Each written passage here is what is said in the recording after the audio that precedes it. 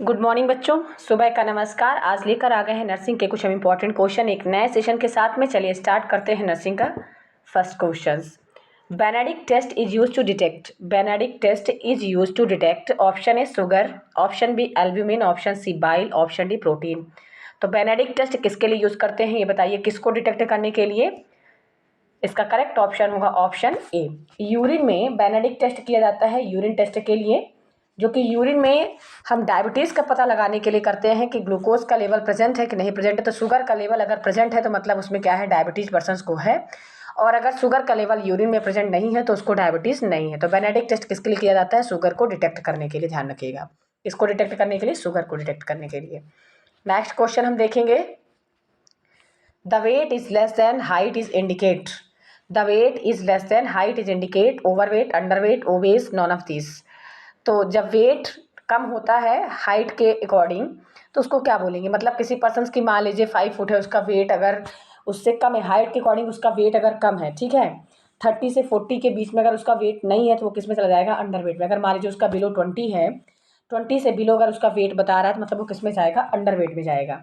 ठीक है, ये इसका करेक्ट ऑप्शन क्या होगा? Option B, under weight. Overweight की बात करें तो हाइट और हाइट के अकॉर्डिंग उसका वेट अगर ज़्यादा हो, हाइट कम हो वेट उससे भी ज़्यादा हो तो वो कहलाता है ओवरवेट। और ओबेस मतलब हाइट और वेट दोनों हो तो भी पर्सन क्या होता है? बहुत ज़्यादा ओबिसिटी उसको अगर प्रेजेंट है तो वो कहलाती है ओबेस। समझ में आया? तो जब weight less than height indicate करे तो वो क्या कहलाता है? आपका अंडर वेट कहलाता है। समझ में आ गया? नेक्स्ट क्वेश्चन देखेंगे। Hegar sign. Hegar sign occur in pregnancy. देखिए ये सारे साइंस अकर्स होते हैं प्रेगनेंसी में, जो कि ये क्या होते हैं? देखिए आपने सुना होगा प्रिजम्पटिव साइन, प्रोबेबल साइंस, और आपका क्या होता है, जितने भी ये साइन आप प्रेगनेंसी में देखते हैं। देखिए कितने टाइप्स के साइन होते हैं प्रेगनेंसी में, तो आपको बताना होगा हेगर साइन क्या होता है आपका।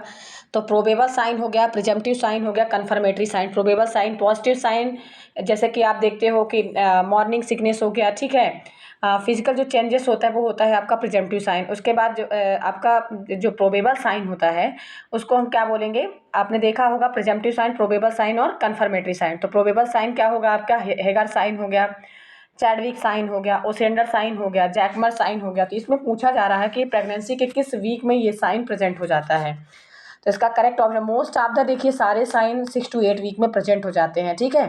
तो इन सारे साइन को हम डिनोट करते हैं। तो हैगर साइन में आपका क्या दिखता है? तो सॉफ्टनिंग ऑफ सर्विक्स जो होता है वो किस में होता है? आपका हैगर साइन में।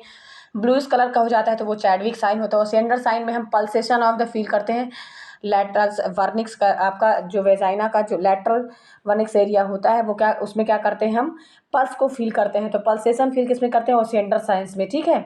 और हैगर साइन में ये अकर कब हो जाता है, प्रेजेंट कब हो जाता है? तो प्रेगनेंसी के 6 to 8 वीक में। तो इसका करेक्ट ऑप्शन होगा ऑप्शन ए। ध्यान रखिएगा। और ये क्या होता है? प्रोबेबल साइन ऑफ प्रेगनेंसी होता है। प्रेजेंटिव साइन आपका अलग आता है, जिसमें से 3 टाइप्स के होते हैं आपका, probable, presumptive, probable, confirmatory sign. Confirmatory sign में जैसे कि जब यूएसजी टेस्ट वगैरह आप कराते हो, टेस्ट के थ्रू जब प्रेगनेंसी कन्फर्म होती है, एससीजी जिसमें डिनोट होता है, जैसे कि आप जब एससीजी ह्यूमन क्रोनिक गोनियोट्रॉफिक हार्मोन्स का जब टेस्ट करते हो, वो सब किस में आते हैं? आपके पॉजिटिव, आपके कन्फर्मेटरी साइन में आएंगे, पॉजिटिव साइन में आएंगे, ठीक है। और प्रिजम्पटिव साइन में आपका जैसे कि जो फिजिकल चेंजेस आपको समझ में आता है, जैसे कि वॉमिटिंग होना, मॉर्निंग सिकनेस होना, ठीक है, ब्रेस्ट टेंडरनेस होना, ये सब किस में आता है? आपका प्रिजम्पटिव साइन में आता है। समझ में आ गया? ठीक है, तो इसका करेक्ट ऑप्शन होगा ऑप्शन ए। इसके बाद नेक्स्ट क्वेश्चन देखेंगे।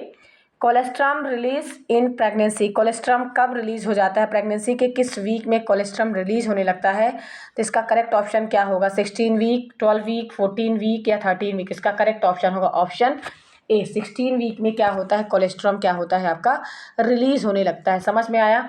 कोलेस्ट्रम क्या होता है आपका? एक प्रकार का आपका, जिसमें से आप देखते हो आफ्टर डिलीवरी जो फर्स्ट मतलब 3 डेज क्या होता है? सीक्रेट होता है मिल्क के साथ में।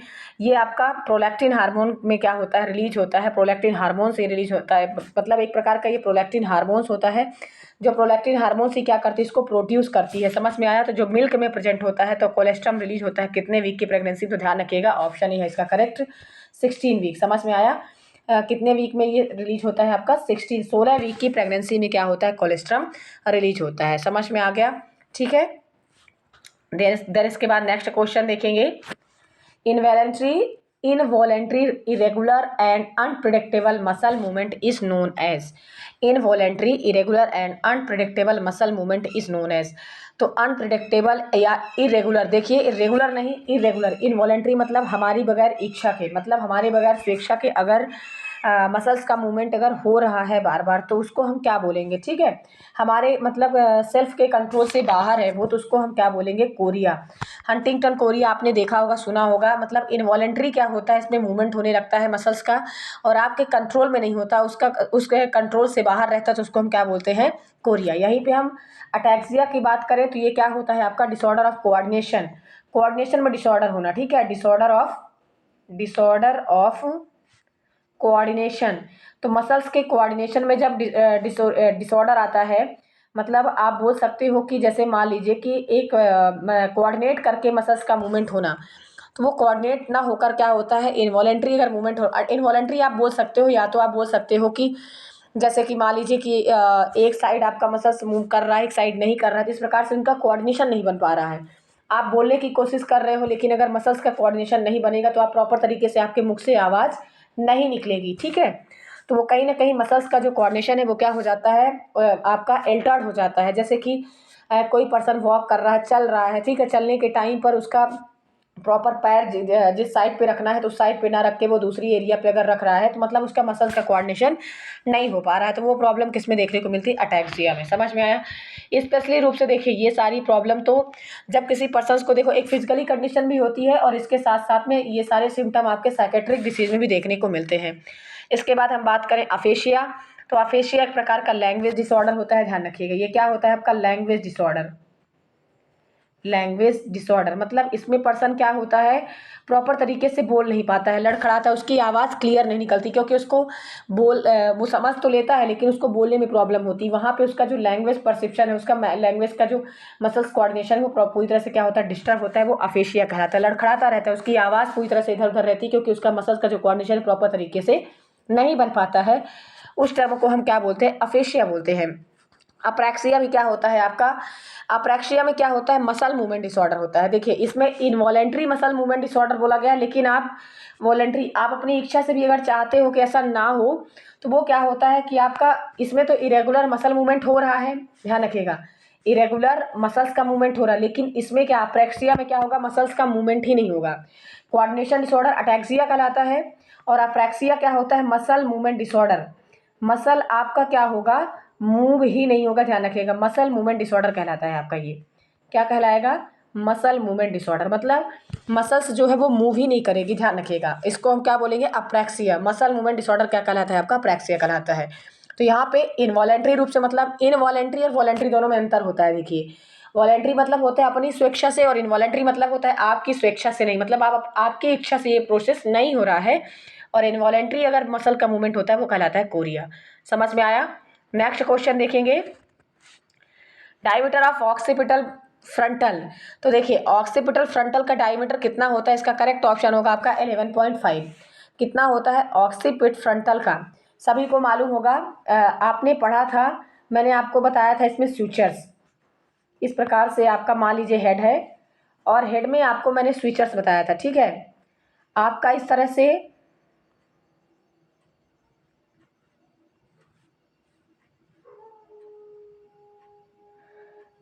आपका स्विचर्स बन रहा है। ये हो गया आपका क्या, ब्रिग्मा होता है और ये हो गया लैम्डा, ठीक है। ब्रिग्मा आपका हो गया और ये लैम्डा हो गया। तो ब्रिग्मा जो होता है आपका, ये तो ये एरिया पीछे वाला पोर्शन हो गया आपका ऑक्सीपिटल, ध्यान रखिएगा। क्या ये क्या हो गया आपका ऑक्सीपिटल। तो ऑक्सीपिटल से लेकर और ये दोनों पोर्शन क्या होते हैं आपके, ये दोनों फ्रंटल हो गए, क्या हो गए, फ्रंटल, ठीक है। और इधर जो हो गया आपका कहलाता है क्या, दोनों पैराइटल।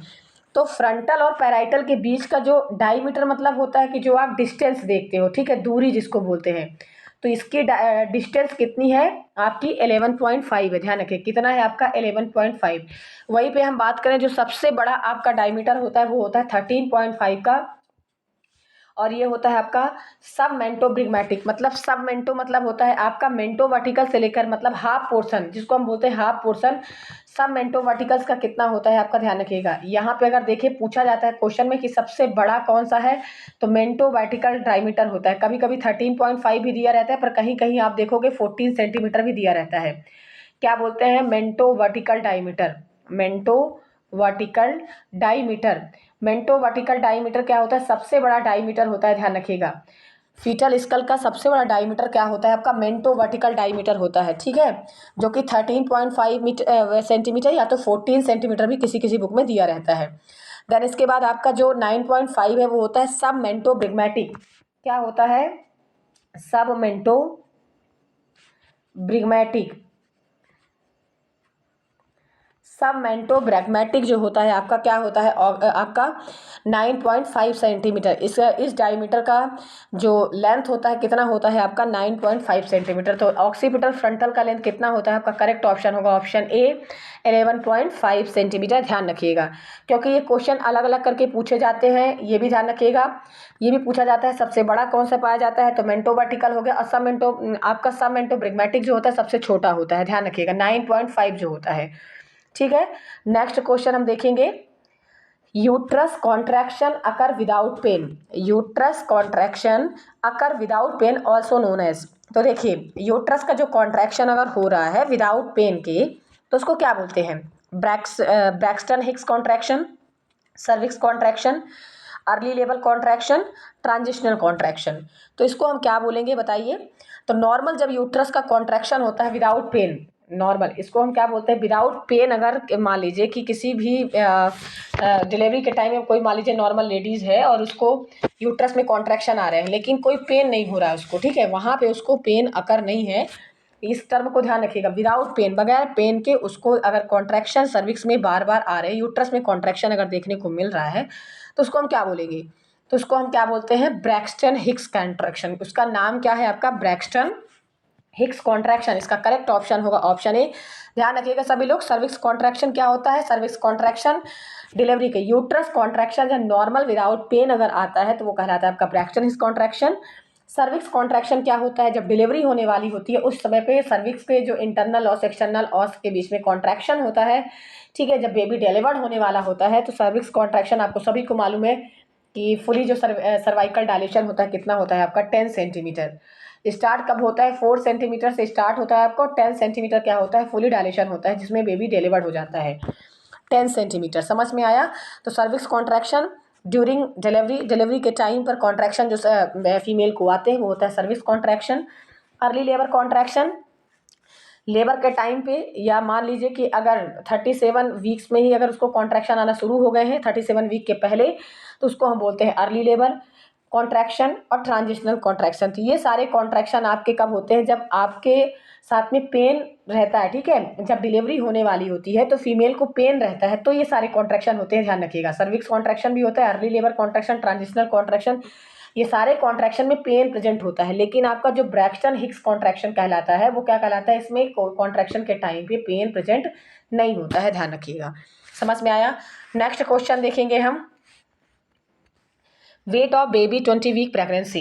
20 वीक की प्रेगनेंसी में बेबी का वेट कितना होता है ये बताना है आपको। तो 20 वीक की प्रेगनेंसी में जो बेबी का वेट होता है वो कितना होता है आपका, 400 ग्राम होता है, ध्यान रखिएगा।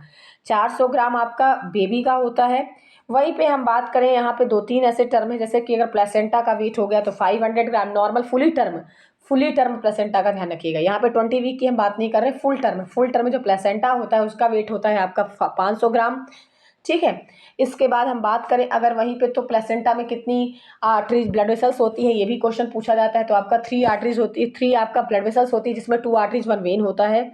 फिर इसके बाद अगर हम बात करें बेबी का जो वेट होता है, अगर मान लीजिए कि आफ्टर 30 वीक या 37 वीक अगर पूछ ले क्वेश्चन में 30 वीक टू आपका 37 वीक अगर पूछ लेता है, तो यहाँ पे बेबी का वेट हो जाएगा बढ़ के, क्योंकि ट्रिप मैंने आपको बताया था कि फर्स्ट ट्राइमेस्टर, सेकंड ट्राइमेस्टर और थर्ड ट्राइमेस्टर में, फर्स्ट ट्राइमेस्टर में जिस प्रकार से वेट अगर मदर का गेन होता है वहीं उस प्रकार से आपके बच्चे का भी वेट क्या होता है वहाँ पे गेन होता है। फर्स्ट ट्राइमेस्टर में आपने देखा होगा कि जो वेट होता है कितना इंक्रीज होता है। तो सबसे पहले तो मैंने बताया था टोटल कितना वेट बढ़ता है फीमेल्स का, 11 kg, मतलब फर्स्ट में केवल 1 kg होता है और दूसरे में क्या होता है आपका 5 kg होता है टोटल, मतलब 11 kg क्या होता है वेट इंक्रीज होता है। उसी प्रकार से आपको ध्यान रखना है 5 kg फर्स्ट ट्राइमेस्टर में केवल 1 kg 1 किलोग्राम वेट बढ़ता है, और सेकंड और थर्ड में क्या होता है 5 kg क्या होता है वेट बढ़ता है, ध्यान रखिएगा। तो वैसे ही बच्चे का भी क्या होता है कि 30 to 37 में कितना बढ़ जाता है, तो 30 to 37 में 250 से लेकर बच्चे का जो वेट होता है 3.5 तक होता है, तो उसको हम बोलते हैं नॉर्मल बेबी। नहीं तो वो बेबी फिर क्या होता है प्री मैच्योर बेबी कहलाएगा, मतलब वो मैच्योर नहीं है, अनमैच्योर रहता है, इमैच्योर बेबी कहलाएगा, वो इमैच्योर कहलाएगा, मतलब प्रॉपर तरीके से वो मैच्योर नहीं है, ठीक है, इमैच्योर बेबी कहलाएगा। ध्यान रखिएगा, अगर उसका इतना वेट अगर नहीं बढ़ा है इस टाइम पे 30 to 37 वीक में, अगर उसका 250 से मतलब 2.5 से लेकर 3.5 तक अगर उसका वेट गेन नहीं हुआ है, मतलब बेबी क्या है इमैच्योर है, मतलब प्री मैच्योर कहलाएगा। इमैच्योर नहीं बोलेंगे, प्री मैच्योर, मतलब बेबी का जो मैच्योरेशन होना चाहिए ऑर्गन्स का वो मैच्योर नहीं होता है, ठीक है। और इस तरह में हम बोलेंगे बेबी कैसा हो जाएगा LBW हो जाएगा। LBW मतलब क्या कहलाएगा आपका लो बर्थ वेट बेबी, मतलब अगर बच्चा अगर उसका वेट कम है तो मतलब वो किस में है LBW में है, ठीक है। प्रॉपर तरीके से अगर बच्चे का वेट नहीं बढ़ रहा है तो किस कंडीशन में जाएगा वो low birth weight baby condition में जाएगा, क्योंकि जब बच्चे का जन्म होगा तो उसका वेट कितना हो जाएगा 250 से 2.5 से लेके आपका 3.5 तक क्या होगा उसका वेट क्या होगा लेस हो जाएगा, ठीक है, कम रहेगा, ध्यान रखिएगा। तो उसका वेट क्या हो जाएगा कम हो जाएगा। तो इसका करेक्ट ऑप्शन होगा 20 वीक की प्रेगनेंसी में कितना बेबी का वेट बढ़ जाता है 400 ग्राम तक, ठीक है। उसके बाद जो 800 600 200 दिए हैं इतना नहीं होता है, जस्ट उसका डबल बढ़ जाता है, ध्यान रखिएगा। ट्रिपल, आप समझिए कि ट्रिपल बढ़ जाता है, ठीक है, 400 से जाकर डबल भी नहीं बोलेंगे, ट्रिपल या फोर्थ कंडीशन उसका क्या होता है 1/4 उसका वेट बढ़ जाता है, तभी वो क्या कहता है नॉर्मल की कंडीशन में कहलाए। अगर उसका वेट इतना नहीं बढ़ रहा है मतलब वो किस में जाएगा प्री मैच्योरिटी की कंडीशन में जाएगा। देन इसके बाद पूछा जा रहा है how many bone in pelvic, तो पेल्विक तो सभी को मालूम है, ठीक है। तो गायनेकॉइड पेल्विक जो होता है वो किसके लिए होता है, पेल्विक के टाइप सभी को मालूम हो गए। तो गायनो अगर कहीं पे गायनेकॉइड पेल्विक माना बोलता है, ठीक है, गायनेकॉइड पेल्विक वो कैसा पेल्विक होता है आपका फीमेल पेल्विक होता है, ठीक है, फीमेल पेल्विक हो गया। देन उसके बाद एंड्रॉइड पेल्विक, एंड्रॉइड वर्ड अगर आता है मतलब वो किससे रिलेटेड है मेल से रिलेटेड है, एंड्रॉइड पेल्विक मेल हो गया, ठीक है, मेल पेल्विक कहलाता है। तो वहीं पे पूछा जा रहा है पेल्विक से टाइप, तो पेल्विक के टाइप कितने बोन्स, सॉरी पेल्विक के टाइप नहीं पूछ रहा है यहाँ पे बोन पूछ रहा है कि पेल्विक के कितने बोन होते हैं। तो इसका करेक्ट ऑप्शन होगा ऑप्शन ए 4 बोन होते हैं। कौन कौन से बोन होते हैं, फर्स्ट देखिएगा इलियम, इलियम हो गया आपका, सेकंड हो गया इशियम, ठीक है, इशियम बोन हो गया, थर्ड होता है आपका प्यूबिस बोन, प्यूबिक बोन बोल सकते हो या प्यूबिस बोन भी आप बोल सकते हो, और लास्ट होता है सैक्रम एंड कोकेक्स, क्या होता है sacrum and coccyx, sacrum and coccyx 5 fuse bone होती है, ध्यान रखिएगा, सैक्रम एंड कोकेक्स बोन। तो इस प्रकार से 4 बोन्स होती हैं आपकी इलियम इशियम, 2 इनोमिनेंट बोन होता है आपका इलियम इशियम प्यूबिस, ठीक है, और सैक्रम एंड कोकेक्स बोन होती हैं पेल्विक की, समझ में आया। तो how many bone in pelvic 4 types of bone. Next question हम देखेंगे, देखिए नेक्स्ट क्वेश्चन हम आगे देखेंगे हम डिस्टेंडेड सीवियस gland of which white dots on nose and face newborn, Mongolian spots, erythema, milia, stork bite. Sebaceous gland का जब नोज और फेस में न्यूबॉर्न बेबीज में क्या होता है स्पॉट्स बने होते हैं, वाइट वाइट डॉट्स बना होता है, ठीक है, वाइट सफ़ेद कलर के डॉट्स जो बने होते हैं जब बेबी जन्म लेता है, उस समय पे जब बच्चा जन्म लेता है तो उसमें सीबीएसएस ग्लैंड्स के वाइट डॉट्स बने होते हैं। सीबीएसएस ग्लैंड क्या करता है सीबम को सीक्रेट करता है, ठीक है, उसका काम होता है।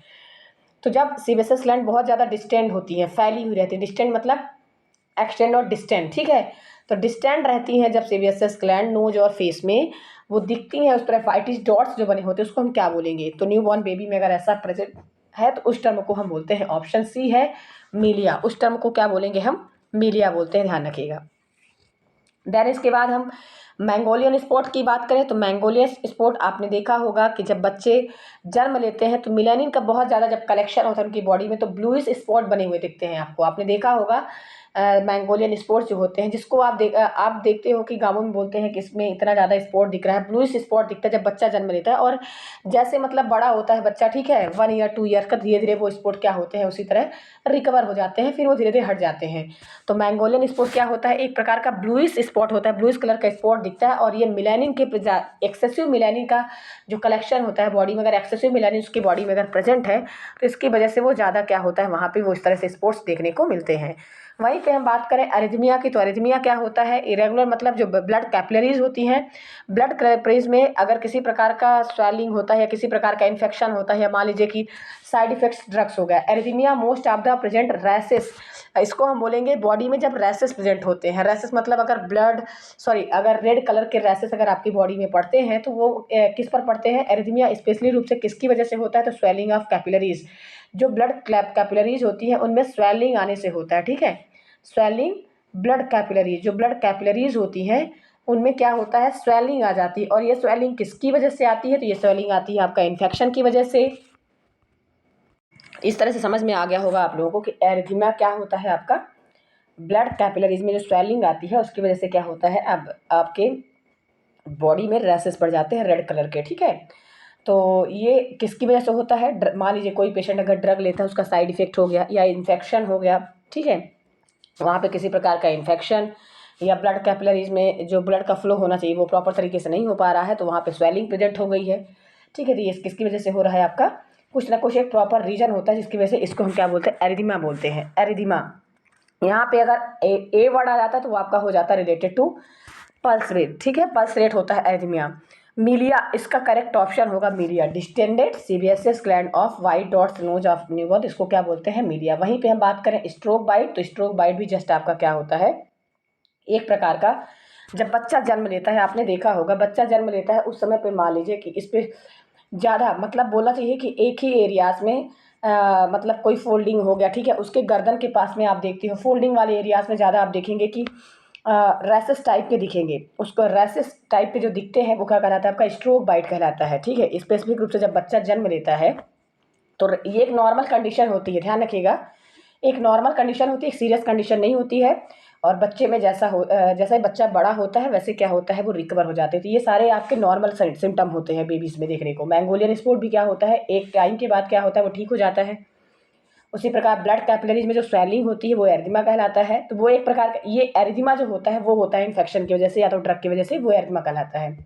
लेकिन जो मिलिया, मैंगोलियन स्पॉट और स्ट्रोक बाइट है वो क्या होता है, एक नॉर्मल फिनोमिना। स्ट्रोक बाइट भी क्या होता है, एक रेडिश कलर का अगर बच्चे में मान लीजिए देखने को मिलता है, जैसे कि फोल्डिंग एरियाज हो गया, गर्दन के पास आप देखते हैं, नोज के पास में देखते हैं, उसके फोरहेड में देखते हैं, इस प्रकार से उसकी स्किन पूरी रेड कलर की दिखती है, तो वो एक स्ट्रोक बाइट वजह से होता है। जब बच्चा जन्म लेता है उस समय पे अगर उसके मतलब किसी भी बॉडी में अगर प्रेशर पड़ता है, ठीक है, प्रेशर की वजह से उसमें क्या होते हैं, उसकी जो स्किन है वो क्या होती है, रेड कलर की हो जाती है। तो प्रेशर की वजह से इस प्रकार से अगर बोलना चाहिए कि जैसे आप देखते हो कि मतलब पेरेंट्स भी अगर क्या करते हैं, बच्चे को, छोटे न्यूबॉर्न बेबी को अगर वहाँ पे किस करते हैं तो वहाँ पे क्या होता है, रेडिश कलर का, वो स्ट्रोक बाइट कहलाएगा। बाइट मतलब बोलना चाहिए कि प्रेशर की वजह से उनकी स्किन अगर रेड हो रही है तो वो कहलाता है स्ट्रोक बाइट। समझ में आया। तो ये एक नॉर्मल फिनोमिना जब बच्चा जन्म लेता है तो रहता है, और उसके बाद मतलब जैसे जैसे बच्चे बड़े होते हैं तो वो रिकवर हो जाता है, ध्यान रखिएगा, ठीक है। ये कोई डिसीज कंडीशन नहीं होती है, उसके बाद वो ठीक हो जाता है, रिकवर हो जाता है, ध्यान रखिएगा ये चीज़। तो ना इसका करेक्ट ऑप्शन क्या होगा, सीबीएसएस ग्लैंड का जो व्हाइट डॉट्स नोज और फेस में पड़ता है वो क्या कहलाता है, मिलिया कहलाता है, ठीक है। नेक्स्ट क्वेश्चन देखेंगे, risk of dysmenorrhoea all are except. तो डिस्मेनोरिया का जो रिस्क होता है किन किन चीज़ों में देखने को मिलता है, देखिए, early age menarche, nulliparity, smoking, BMI 23.5। तो सभी को मालूम है बीएमआई, बॉडी मास इंडेक्स जिसको बोलते हैं, नॉर्मल बीएमआई सभी को मालूम है 18.5 से लेकर आपका 23.5 होता है, ठीक है। 18.5 से लेकर 23.5 आपका नॉर्मल बीएमआई होता है। तो डिस्मेनोरिया वर्ड क्या होता है, सबसे पहले तो ध्यान रखिएगा, डिस्मेनोरिया एमनोरिया वर्ड आपने सुना होगा। एमिनोरिया वर्ड किसको हम बोलते हैं, एब्सेंस ऑफ यूरिन, जिसको एब्सेंस ऑफ आपका मेंस्ट्रुअल साइकिल जो होता है वो आपका एमिनोरिया कहलाता है। और यहाँ पे जो डिस वर्ड आता है मतलब पेनफुल जो मेंस्ट्रुअल साइकिल होती है वो कहलाती है आपकी डिस्मेनोरिया। तो यहाँ पे पूछा जा रहा है ये सारे रिस्क होंगे एक को छोड़कर, early age menarche, nulliparity smoking, ठीक है। तो अर्ली एज जो मिनार्की होती है आपकी, और नलीपेराइटी अर्ली एज मिनार्की मतलब क्या होता है, जल्दी ही एज में क्या हो जाना, मिनार्की स्टार्ट हो जाना, ठीक है। तो एक तो ये रीज़न हो गया, ये भी रिस्की हो सकता है, ठीक है। डिस्मेनोरिया का जो रीज़न है, पेन होने का जो रीज़न है, वो अर्ली एज मिनार्की मतलब मान लीजिए कोई किसी भी फीमेल्स का, किसी भी गर्ल्स का मान लीजिए कि 12 ईयर में ही उसका मिनार्की स्टार्ट हो गया हो, ठीक है। उसका मेंस्ट्रुअल साइकिल जो है उसका मान लीजिए 12 ईयर में या 13 ईयर में अगर स्टार्ट, तो वो भी डिस्मेनोरिया का रीज़न हो गया। नलीपेराइटी मतलब होता है कोई भी लेडीज़ मान लीजिए कभी भी किसी भी बच्चे को जन्म ना दी हो, क्योंकि पैराइटी वर्ड और मैंने आपको ग्रेविडा वर्ड समझाया था। ग्रेविडा मतलब होता है फर्स्ट टाइम प्रेगनेंसी कंसीव करना, लेकिन पैराइटी मतलब होता है प्रेगनेंसी तो कंसीव करती है पर मान लीजिए कभी भी बच्चे को जन्म ना दी हो। तो नल्ली पैरा मतलब कभी भी उसने प्रेगनेंसी तो कंसीव की होगी लेकिन बच्चे को उसने शायद कभी जन्म ना दिया होगा, बर्थ नहीं किया होगा, तो वो नल्ली पैरा में जाएगा, ठीक है। स्मोकिंग ही रीजन बन सकता है इसका डिस्मेनोरिया का, लेकिन जो बीएमआई होता है वो यहाँ से इसका कोई रिलेशन नहीं है। एक्सेप्ट मतलब होता है इसको छोड़कर। तो डिस्मेनोरिया वर्ड आपका ये सारे सिम्टम हो सकते हैं, तो डिस्मेनोरिया की कंडीशन देखने को मिलती है। कोई भी लेडीज अगर स्मोकिंग करती है तो भी ये प्रॉब्लम देखने को मिल सकती है। लेकिन बीएमआई रेट आपका रिलेटेड टू वेट से होता है। किसी भी पर्सन का वेट कितना मतलब ज़्यादा है कि कम है, तो वो बीएमआई से हम डिनोट करते हैं, ठीक है, हाइट और वेट के अकॉर्डिंग। तो बीएमआई आपका डिस्मेनोरिया का रिलेशन बीएमआई से नहीं होगा, तो इसका करेक्ट ऑप्शन होगा ऑप्शन डी। नेक्स्ट क्वेश्चन हम देखेंगे। In a patient with acute renal failure, hypertonic glucose, insulin infusion and sodium bicarbonate can be used to treat. जब किसी पेशेंट के साथ acute renal failure, hypertonic glucose, insulin infusion, अगर हम मान लीजिए कि उसको हम क्या दे रहे हैं, कैन बी यूज। देखो इसमें क्वेश्चन में क्या पूछ रहा है कि अगर रीनल फेलियर वाला कोई पेशेंट्स है, हाइपरटोनिक ग्लूकोज, इंसुलिन इन्फ्यूजन उसको दिया जा रहा है, sodium bicarbonate can be use to treat, तो उसको ट्रीट करने के लिए रीनल फेलियर वाला कोई पेशेंट्स है, एक्यूट रीनल फेलियर वाला, तो हाइपरटोनिक ग्लूकोज आप इंसुलिन इन्फ्यूज कर रहे हो उसको, ठीक है। इंसुलिन इन्फ्यूजन के लिए हाइपरटोनिक ग्लूकोज उसको दे रहे हो, सोडियम बाइकार्बोनेट, तो उसको ट्रीट करने के लिए, उसको ठीक करने के लिए आप इसमें क्या ट्रीट करोगे, ठीक है। समझ में आया। जैसे मान लीजिएगा किसी पेशेंट को अगर ये सब इन्फ्यूज कर रहे हो, ग्लूकोज उसको दे रहे हो, ठीक है, तो इसमें हाइपरनेट्रीमिया को ट्रीट करने के लिए दोगे या हाइपोकालीमिया दोगे, इसको ट्रीट करने के लिए हाइपर कैल्सीमिया दोगे या हाइपर कैलीमिया दोगे। तो इसका करेक्ट ऑप्शन क्या होगा आपका, ऑप्शन बी होगा, ध्यान रखिएगा। क्या होगा, ऑप्शन डी होगा, बी नहीं, ऑप्शन डी होगा, हाइपर कैलीमिया, ध्यान रखिएगा, ऑप्शन डी इसका क्या होगा करेक्ट ऑप्शन। क्वेश्चन समझ में आया कि नहीं आया, पहले तो आपको क्वेश्चन समझना होगा कि in a patient with renal failure, hypertonic glucose, insulin infusion and sodium bicarbonate can be use to treat. इसमें जब एक रीनल फेलियर, एक्यूट रेमर, क्रोनिक नहीं है, एक्यूट किडनी फेलियर वाला पेशेंट है, रीनल मतलब क्या होता है, किडनी, ध्यान रखिएगा, ऐसा पेशेंट है, उसको ग्लूकोज इंसुलिन इन्फ्यूज कर रहे हो और सोडियम बाइकार्बोनेट भी उसको साथ में दे रहे हो, ठीक है। तो किसको ट्रीट करने के लिए आप दे रहे हो, सोडियम बाइकार्बोनेट उसके साथ में क्यों दे रहे हो, तो किसको ट्रीट करने के लिए दे रहे हो, हाइपर कैलीमिया का मतलब पोटेशियम का जो लेवल है वो इंक्रीज ना होने पाए ब्लड में, उसको ट्रीट करने के लिए आप क्या देते हो, सोडियम बाइकार्बोनेट ही साथ में उसके साथ में देते हो, ध्यान रखिएगा। इसके बाद नेक्स्ट क्वेश्चन देखेंगे, एडीज मॉस्किटो ब्रीडिंग। ब्रीड यानी होता है कि मतलब इसके अंतर्गत या आप समझिए कि जन्म लेना, ब्रीडिंग मतलब उसकी ब्रीडिंग। एडीज जो मच्छर होता है, जो मॉस्किटो होता है, आपने सुना होगा, जैसे बहुत सारे टाइम मतलब जो डिसीज़ फैलते हैं, चिकनगुनिया हो गया आपका, जापानी इंसेफ्लाइटिस हो गया आपका, जो जाइका वायरस, जो जाइका डिसीज़ भी होती है वो भी एडीज मॉस्किटो से होता है आपका। और क्या होता है आपका, डेंगू, जो कि मोस्ट ऑफ द जो डिसीज़ होती है डेंगू, ठीक है। तो ये पूछा जा रहा है कि ये तो सबसे ज़्यादा ब्रीड कहाँ होता है, क्लीन वाटर में, डर्टी पॉल्यूटेड वाटर में, आर्टिफिशियल कलेक्शन ऑफ वाटर, मतलब सबसे ज़्यादा ये इनका जो एग फॉर्म होता है, ठीक है, मॉस्किटो का एक फॉर्म होता है। ब्रीडिंग मतलब होता है जहाँ जिस इन्वायरमेंट में ये ज़्यादा ग्रो करते हैं, ठीक है, ग्रो करना, ब्रीड यानी होता है ग्रो करना। तो कहाँ सबसे ज़्यादा ग्रो करते हैं ये, तो डर्टी पॉल्यूटेड वाटर में, आर्टिफिशियल कलेक्शन वाटर में, वाटर कंटेनिंग एक्वेटिक वेजिटेशन में। तो कहाँ पे सबसे ज़्यादा ग्रो करते हैं ये बताइए, तो सबसे ज़्यादा ग्रो करते हैं ये क्लीन वाटर में, साफ पानी में बहुत जल्दी ये क्या करते हैं, ग्रो करते हैं। इनकी जो ब्रीडिंग होती है कहाँ पे होती है आपके, आपका क्लीन वाटर में। डर्टी वाटर में तो आपने देखा हो, जब मलेरिया का जो मॉस्किटो होता है, एनाफिलीज, जिसको फीमेल एनाफिलीज जो मॉस्किटो होता है, वो डर्टी वाटर में क्या होता है, जल्दी ग्रो करता है। लेकिन क्लीन वाटर में जो आपका ब्रीडिंग होती है किसकी होती है, एडीज मॉस्किटो की, ठीक है, किसकी होती है आपकी, सॉरी क्लीन नहीं, आर्टिफिशियल कलेक्शन वाटर में, सॉरी ये रॉन्ग हो गया आपका, आर्टिफिशियल कलेक्शन ऑफ वाटर में होगा, क्लीन वाटर में नहीं होता। क्लीन तो पानी पीने योग्य होता है, by mistake artificial collection water, मतलब आर्टिफिशियली अगर कोई वाटर वहाँ पे कलेक्ट है, ठीक है।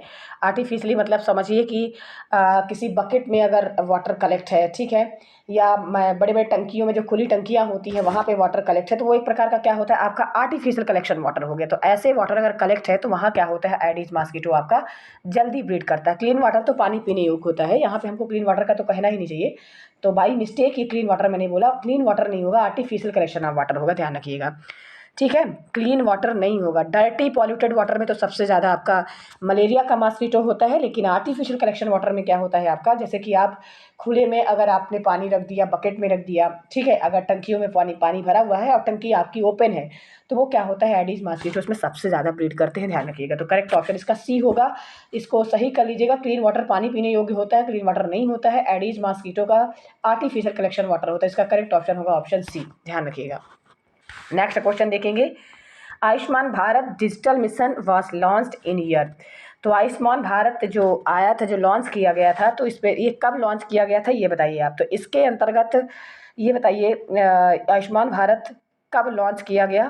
तो ये भी ध्यान रखिएगा, एक तो सबसे इम्पॉर्टेंट चीज़ है कि अभी बच्चे सीएचओ का जो पेपर दे रहे हैं, तो इसमें इंपॉर्टेंट एक क्वेश्चन बना था कि आयुष्मान भारत के अंतर्गत ही सीएचओ पोस्ट लाई गई थी, ध्यान रखिएगा। जो सीएचओ की पोस्ट आई है आयुष्मान भारत योजना के तहत ही सीएचओ पोस्ट उसी टाइम से लॉन्च हुई है, आई है, ठीक है।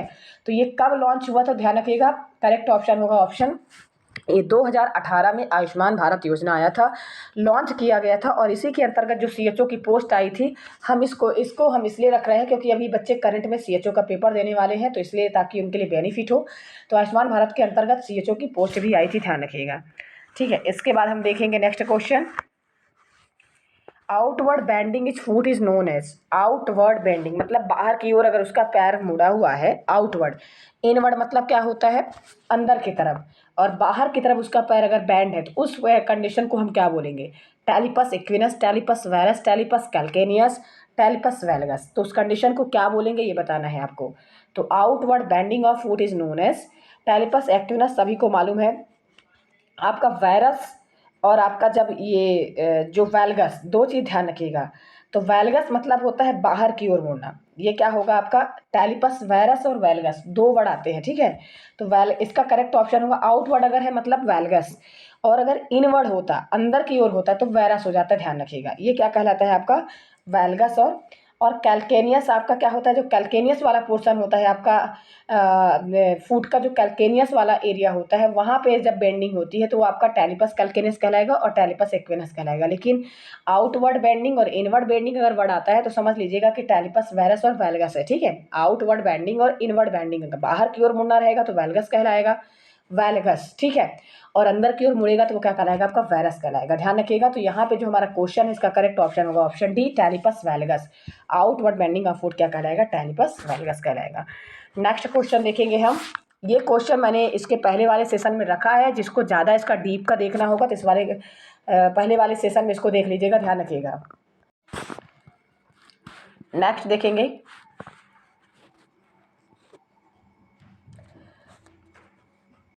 चलिए ठीक है, इतना ही आज के सेशन में, इतना ही। देखिए मैं आप लोग के लिए क्लास इसलिए रखी हूँ, मेरी इस समय पे थोड़ा सा कोल्ड कब भी मुझे हो गया था तो आवाज़ भी मेरी थोड़ी चेंज हुई, आज थोड़ा सा ठीक लग रहा था इसलिए मैंने क्लास थोड़ा सा आपका लिया है।